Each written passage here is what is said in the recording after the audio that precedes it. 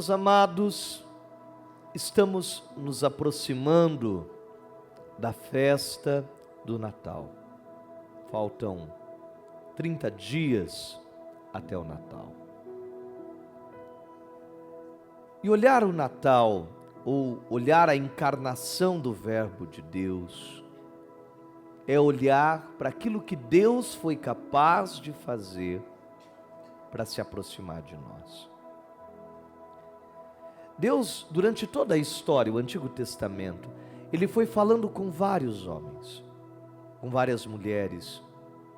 Ele foi fazendo alianças, renovando alianças, na esperança de que o homem pudesse fazer este caminho de convergência para com Deus. E Deus para isso usou promessas, Deus preparou bênçãos, Deus foi dando coisas, Deus foi preparando lugares, Deus escolheu nações, protegeu nações, Deus fez coisas extraordinárias.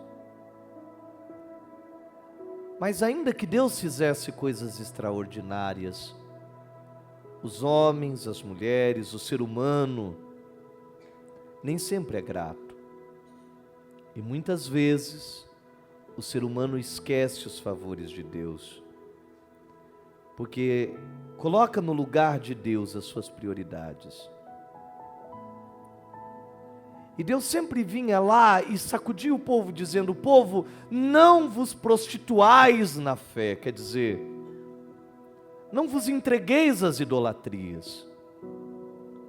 Às vezes as pessoas traduzem idolatria como só um símbolo, mas não. A idolatria é colocar algo no lugar de Deus. É fazer com que algo ocupe a dignidade e a soberania que é de Deus. Quando Deus olha para Moisés lá no Antigo Testamento e ele manda destruir aquele bezerro de ouro, Deus se irrita porque aquele bezerro representava um deus egípcio, e eles olhavam para aquele Deus e diziam: é esse Deus Baal que nos tirou da terra do Egito. E Deus disse: não, eu sou um Deus ciumento, eu tirei vocês. Agora, se vocês não querem me seguir, sigam o caminho de vocês, mas esse caminho estão diante de vocês, o caminho da bênção e o caminho da maldição. Escolhe aonde vocês vão. Mas Deus diz aqui: sejam firmes no seu propósito. Mas o povo era fiel no seu propósito? Não. Daqui a pouco, o povo reclamava de novo. Ah, porque esse maná é insosso. Ah, porque só vem codornize. Ah, porque lá no Egito a gente comia cebola. Sempre ingrato. E às vezes na vida a gente reclama tanto que a gente esquece de olhar aquilo que a gente tem. Infelizmente, as pessoas, elas estão acostumadas a olhar o que elas não têm, mas elas esquecem de agradecer aquilo que elas têm. O que nós temos? Vida. Ah, quanta gente queria estar vivo e não está.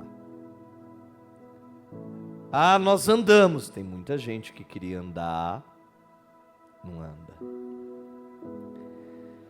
Muita gente queria fazer faxina, por incrível que pareça, e não faz. Um dia eu atendi uma senhora, acamada há anos. Eu falei para ela: o que a senhora mais deseja? Ela falou assim para mim: padre, sabe o que eu desejo de verdade? O quê? Ela falou assim: poder fazer uma faxina, porque vem umas mulheres aqui em casa porca, eu vejo elas limpando, isso me dá um tique. Eles dizem que eu não ando porque falta vontade, mas cada vez que eu olho a faxineira eu tenho uma vontade de sair andando, mas é que as minhas pernas não firmam mais. Quantos de nós, não é? Talvez não existe nada pior na vida do que você depender dos outros. Você já pensou você estar deitado e depender de alguém para te trazer um copo de água, um prato de comida? Aí diz fulano, ai, está doente, está acamado e não tem paciência. Mas você teria? Eu não teria. É difícil você precisar dos outros.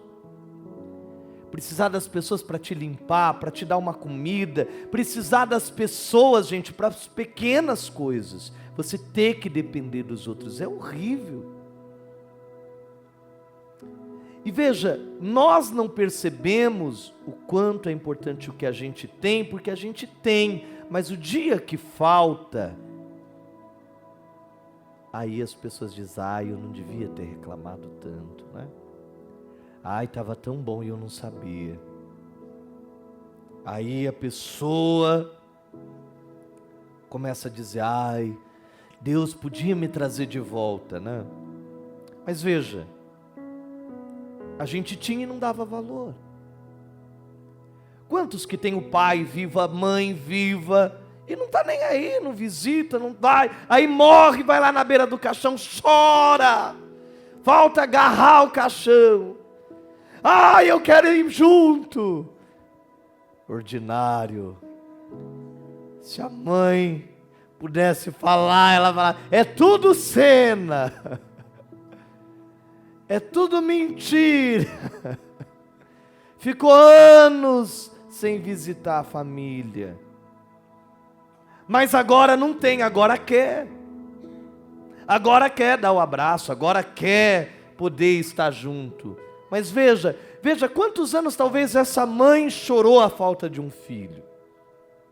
Você que é mãe, você que é pai, você sabe o que é um filho ficar longe. Às vezes você quer ele, você quer dar um abraço no seu filho. Como o filho às vezes quer dar um abraço na mãe, sente a falta. E quem já perdeu então um ente, perdeu um avô, uma avó, um pai, uma mãe, você sabe a saudade que você tem, a vontade que você tem. Mas veja, a gente não dá valor. E a mesma coisa é com Deus. Quer dizer, quando as pessoas precisam, aí elas lembram, sentem falta, elas vão atrás, elas querem o abraço de Deus, elas querem o colo de Deus, as bênçãos de Deus, mas quando tudo está bem, aí começam as desculpas. Ah, mas tempo, eu sou tão docinho, eu vou derreter, não vou na chuva.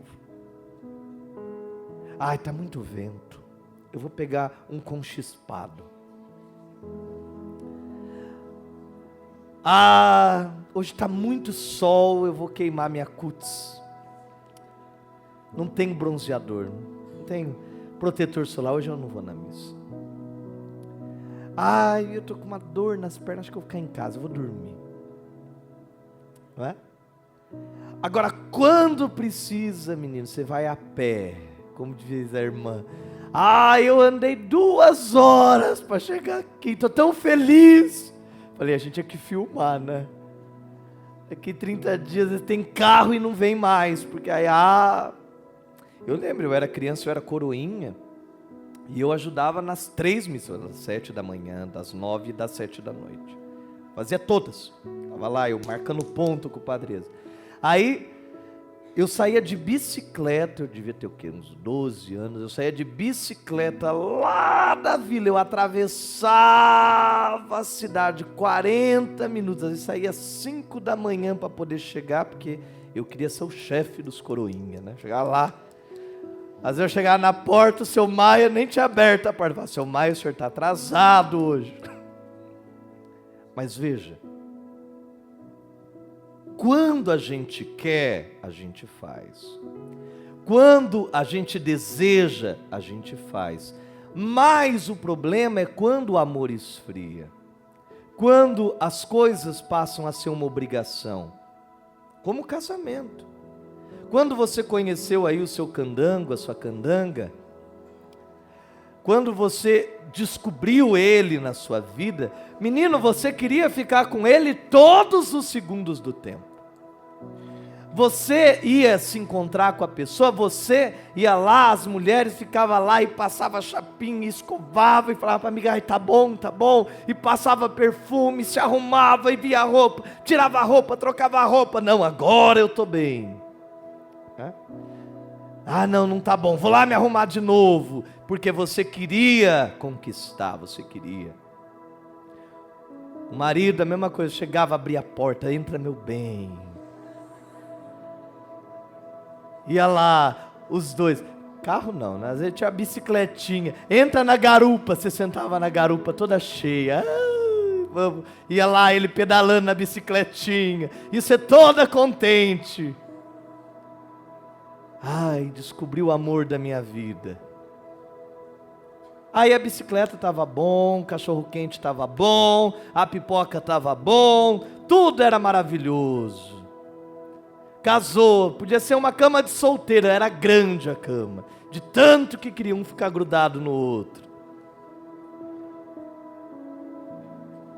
Mas o problema não é o amor, o problema é quando o amor esfria. Aí o marido chega, a mulher está esperando com a camisa do Lula lá. Com o cabelo desse tamanho.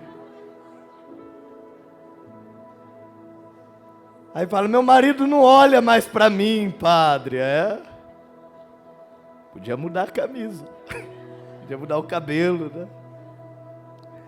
Aí, padre do céu, as coisas não é mais igual, mas você também não é a mesma pessoa. Ele também não é mais a mesma pessoa. Por quê? Porque você foi deixando o amor esfriar. Você foi deixando as coisas esfriar. Você foi deixando as coisas mudar. E a gente não pode. Isso vale para a família, isso vale para o trabalho, vale para o que a gente faz.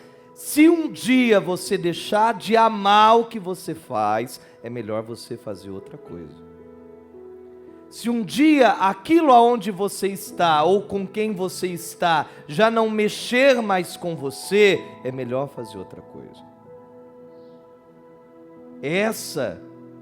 Esse sentimento que a gente tem, não é paixão, é alegria, é diferente.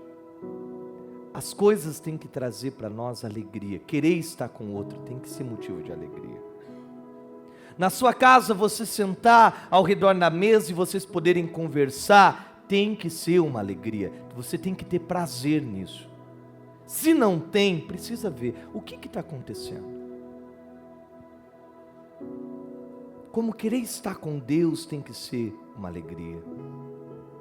Não é porque Deus tem que me dar alguma coisa, ou não é porque eu preciso. Porque senão é só interesse. Tem que ser porque eu quero estar com o Senhor. E veja, nesse relacionamento, a humanidade esfriou. A humanidade se perdeu, mas Deus nunca se perdeu. Deus continuou amando, e amando de tal forma que na plenitude dos tempos, Deus enviou o seu próprio Filho no ventre da Virgem Maria para fazer aquilo que nós não fomos capazes de fazer. Ser fiel. Esse casamento de Deus e da humanidade precisava ser completo. E se Deus percebeu que o homem não dava conta, Ele se fez homem para fazer o que tinha que ser feito. Vencer Satanás, vencer o pecado e fazer a plenitude da graça de Deus. Então Paulo nos escreve assim: Cristo ressuscitou dentre os mortos. Quer dizer, esse Cristo que se encarnou, esse Cristo que nasceu do ventre da Virgem Maria, Ele veio a esse mundo, Ele morreu, Ele ressuscitou dentre os mortos como primícia dos que morreram. Com efeito, se por um homem veio a morte, quer dizer, se através do pecado de Adão veio o erro, veio a morte e a destruição, também por um homem veio a ressurreição dos mortos. Ele venceu. E ele não só venceu, mas ele também transformou a matéria, transformou a carne. Por isso que é errado a gente dizer: ah, padre, a carne é fraca. Não, não é a carne que é fraca, é o caráter que é fraco. A carne é boa. O mundo é bom, é o ser humano que não presta. Olha quanta coisa boa tem nesse mundo. Vai fazer o quê? Que as plantas que estão aí são ruins? É a planta que leva a gente para o pecado? Não, é o ser humano que vai lá e faz a maconha da planta. Mas a planta está lá porque ela é uma planta. Não é o problema a planta. Como não é o problema a bebida, o problema é a pessoa que não tem limite. Que ela tem um problema e ela vai lá, enche a cara, porque ela vai esquecer o problema. E aí ela bate na mulher. Mas o problema era a bebida? O problema é o ser humano, o que está atrás da bebida. O problema é o carro? Não, o problema é o ser humano que dirige o carro, que esquece de dar seta, que bate no outro, que vai correr a 300 por hora e atropela uma criança. Não é Deus, é o ser humano. Então diz, assim como em Adão todos morreram, assim em Cristo todos também um dia reviverão, porque a morte agora não é mais a certeza. A certeza agora é a ressurreição. Até aqui todos morreram, mas quando Cristo morreu, Ele desceu até a mansão dos mortos e tomou a chave da morte de Satanás e abriu a mansão dos mortos, levando de volta ao paraíso os que foram salvos. Ele nos deu a garantia da vida eterna. E Paulo diz mais: cada qual, porém, em sua ordem como primícia. Cristo, o primeiro, e em seguida os que forem de Cristo na ocasião da sua vinda. Então ele diz aqui: nós que morremos, estamos esperando na mansão dos mortos, e no último dia, quando Cristo vier na sua glória, Ele haverá de ressuscitar os vivos, e Ele haverá de ressuscitar os mortos. Como assim, Padre, ressuscitar os vivos? Os vivos vão ter que morrer naquele final, no juízo final. E Cristo vai ressuscitar-nos de corpo e alma. Essa matéria vai ressurgir num corpo glorioso, para que seja levada definitivamente para os novos céus e nova terra. E aí diz ele: depois virá o fim, quando entregar o reino a Deus, ao Pai, depois de haver destruído todo o principado, potestade e dominação. Quando Cristo tiver terminado de vencer os espíritos de rebelião, que também ressuscitarão. Para quê? Para a sua perdição. E o que o texto está dizendo aqui? Que o inferno não é um estado físico. Estes espíritos perdidos, estes espíritos sem luz, eles caminham nesse mundo. Esses espíritos sem luz estão aqui nessa terra, enquanto os que já estão salvos estão na mansão dos mortos. E quando ressuscitar os bons e os justos, Cristo vai separar. E Jesus disse isso na parábola do joio e do trigo. O trigo será levado ao celeiro e o joio será lançado ao fogo. E é daqui que as pessoas entenderam que o ínferos, ou Hades, seria um espaço físico, o inferno. Mas na verdade é uma chama que vai consumir esse corpo e esse espírito, e ali essa pessoa vai deixar de existir para sempre.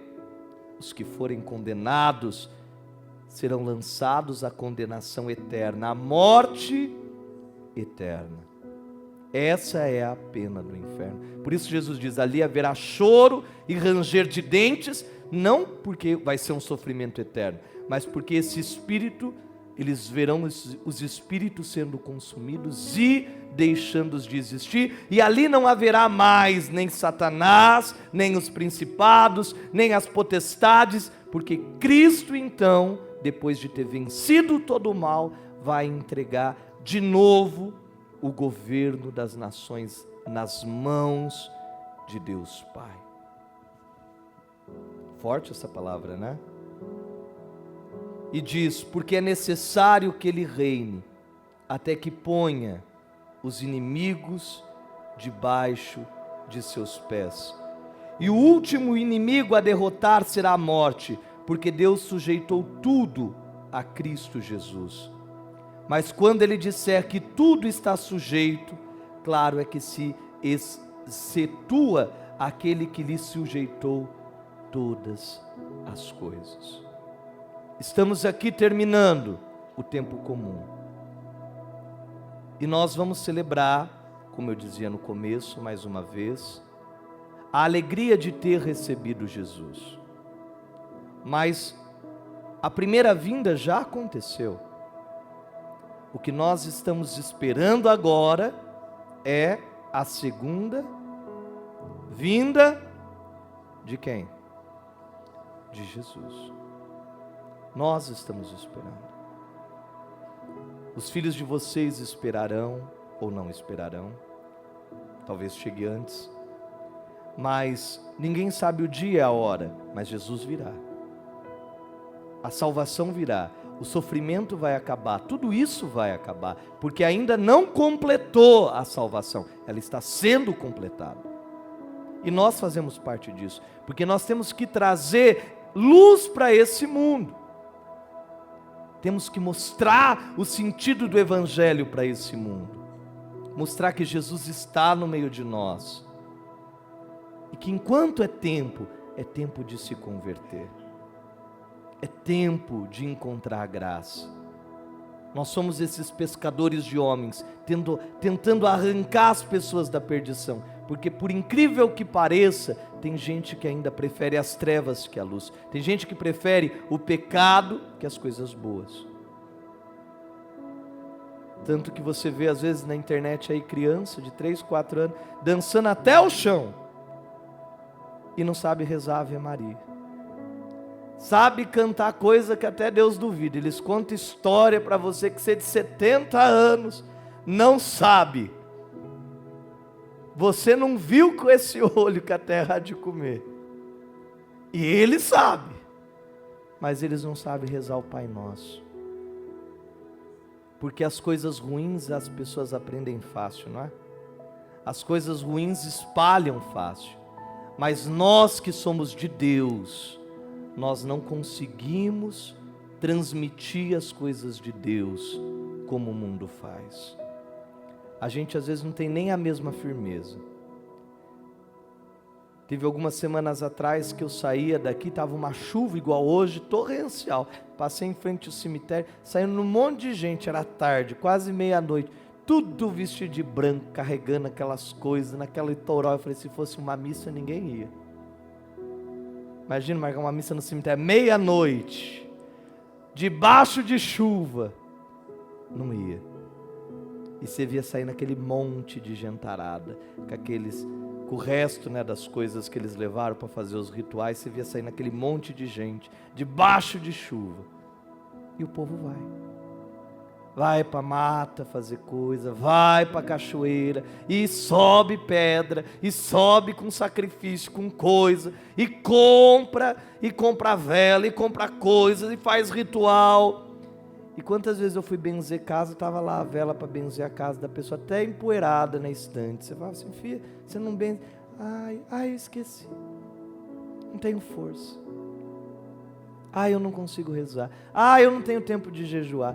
Eu não consigo, padre. Eu não tenho tempo. Não consigo rezar o salmo. Você vai na casa da pessoa, a Bíblia está até dura no Salmo 91, de tantos anos que ela está aberta. Se você for abrir outro trecho, ela nem abre mais, do limbo que foi criando. Mas, padre, eu sou católico. Padre, eu creio em Deus. Creio. Do jeito que você crê, até o diabo crê. Você crê, só não reza, só não ora, só não jejua, só não busca. Então, gente, a gente tem que buscar. Nós temos que clamar e temos que ser melhor. Temos que fazer desse mundo um mundo melhor, um lugar melhor. Não porque é uma obrigação, por paixão. Nós temos que descobrir dentro de nós esse amor e essa paixão com o Senhor nosso Deus. Feche agora os seus olhos, coloca a mão sobre o seu coração e receba hoje esse perdão. Receba hoje de Deus essa direção. Receba de Deus hoje essa palavra.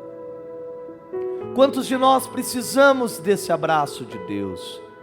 Quantos de nós precisamos desse cuidado de Deus? Precisamos renovar e redescobrir dentro de nós o amor que nós carregamos.